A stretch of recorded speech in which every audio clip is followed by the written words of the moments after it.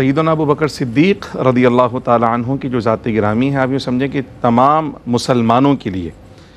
کہ امتی کو کیسا ہونا چاہیے، سیدنا صدیق اکبر کی جو شخصیت ایک رول ماڈل کی حیثیت رکھتی ہے، اور پیارے آقا صلی اللہ علیہ وسلم پر ایمان لانے سے لے کر آپ کے وصال ظاہری تک، اور پھر آپ کا جو خلافت کا زمانہ ہے، خلافت علی منہاج النبوہ،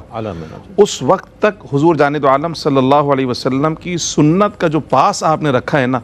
ایسا پاس امت میں کہیں اور نظر نہیں آیا۔ یعنی عشق رسول صلی اللہ علیہ وسلم اور محبت رسول کے جتنے تقاضے ہیں، ان تمام تقاضوں کو اگر ہم عملی طور پر دیکھنا چاہیں یا مجسم دیکھنا چاہیں تو سیدنا صدیق اکبر کی ذات گرامی ہمارے سامنے نظر آتی ہے۔ ابھی جیسے ہم نے پچھلے سوال میں تقاضوں کی بات کی تھی، ان تقاضوں میں نے کہا جی ایمان بالرسول، محبت رسول کا سب سے پہلا تقاضا رسول اللہ پہ ایمان لے کر آنا، اور سیدنا صدیق اکبر رضی اللہ تعالیٰ عنہ کی ایمان کی کیفیت یہ ہے کہ خود رسول اللہ فرماتے ہیں کہ کسی نے مجھ سے دلیل طلب کی ہے، کسی نے مجھ سے موعظہ طلب کیا ہے، کسی نے مجھ سے سوال و جواب کیے ہیں، مگر ابو بکر وہ ہیں جو بغیر کسی دلیل کے مسلمان ہوئے ہیں، بلا تردد، بغیر کسی تردد کے مسلمان ہوئے ہیں، اور نہ صرف مسلمان ہوئے بلکہ رسول اللہ صلی اللہ علیہ وسلم پر ایسے ایمان لے کر آئے کہ امتیوں میں سب سے پہلے مبلغ ابو بکر صدیق رضی اللہ تعالیٰ عنہ۔ عشرہ مبشرہ میں جو مشہور صحابہ کرام ہیں، ان میں بھی ہم دیکھیں گے تو اکثریت وہ ہیں جو صدیق اکبر رضی اللہ تعالیٰ عنہ کی تبلیغ اور دعوت پر مسلمان ہوئے ہیں۔ پھر پیارے آقا صلی اللہ تعالیٰ علیہ وسلم کی معیت اور رفاقت کو اگر دیکھیں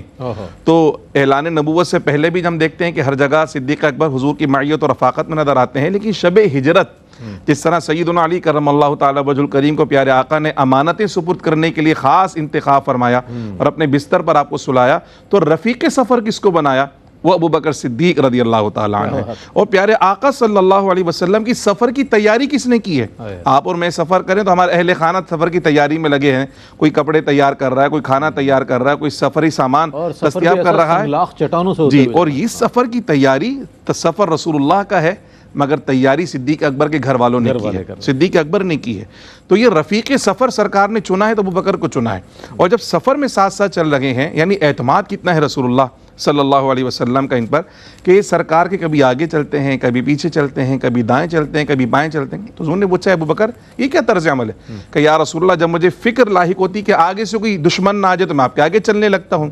پیچھے سے خطرہ محسوس کرتا ہوں تو پیچھے چلنے لگتا ہوں، یہی دائیں بائیں کی کیفیت ہے۔ میری تمنا یہ ہے کہ اگر کوئی تکلیف پہنچے تو مجھے پہنچے، میرے آقا کو کوئی تکلیف نہ پہنچے۔ پھر غار ثور تک جو پہنچنے کا مرحلہ دیکھتے ہیں تو صدیق اکبر پیارے آقا کو اپنے کندھوں پہ سوار لے کر جا رہے ہیں۔ غار ثور میں داخل ہوئے تو اپنی جان کی پرواہ نہیں ہے، رسول اللہ کے آرام کا خیال ہے، اپنے آرام کو کوئی خیال نہیں ہے۔ پھر مدینہ شریف جب پہنچ رہے ہیں تو مدینہ شریف پہنچ کر بھی اسلام کی پہلی مسجد کیا بات رسول اللہ کے لیے تعمیر کروانے والے، ازواج مطہرات کے گھر تعمیر کروانے والے، پھر پیارے آقا صلی اللہ علیہ وسلم کے لیے سفارت کاری کے جتنے مراحل ہوئے، جتنے غزوات ہوئے، پیارے آقا کی معیت اور رفاقت میں نظر آتے ہیں، یہاں تک کہ خود رسول اللہ صلی اللہ علیہ وسلم نے ارشاد فرمایا کہ کسی کے مال نے مجھے اتنا نفع نہیں پہنچایا جتنا ابو بکر کے مال نے مجھے پہنچایا ہے۔ اور پیارے آقا صلی اللہ علیہ وسلم فرماتے ہیں کہ اگر میں کسی کو خلیل بناتا تو ابو بکر کو اپنا خلیل بناتا، اور میں نے سب کا میں نے دنیا میں بدلہ اتار دیا ہے، لیکن ابو بکر کا بدلہ اللہ ہی روز حشر انہیں عطا فرمائے گا۔ اور سیدنا صدیق اکبر رسول اللہ سے اتنی محبت فرماتے، صاحب نے ان کا قول فرمایا کہ النظر الی وجہ رسول اللہ، بس پیارے آقا کو دیکھتا رہوں، پیارے آقا کی صحبت میں رہوں، پیارے آقا پہ اپنا مال خرچ کرتا رہوں، اس کے علاوہ کوئی تمنا ہی مجھے نہیں ہے۔ اور پیارے آقا صلی اللہ علیہ وسلم کی وصال ظاہری کے بعد امت کو جس طرح سنبھالا ہے ابو بکر صدیق نے، یہ بھی محبت رسول کا منہ بولتا ثبوت ہے۔ اور اما عائشہ فرماتی ہیں کہ آپ کبھی کبھی ان راستوں پہ نکل جاتے تھے جہاں سے سرکار آیا کرتے تھے، کہتے ہیں میں اس لیے جاتا ہوں کہ شاید سرکار سامنے سے آ جائیں، اور پیارے آقا صلی اللہ علیہ وسلم کے عشق میں ان کا سینہ جلا کرتا تھا۔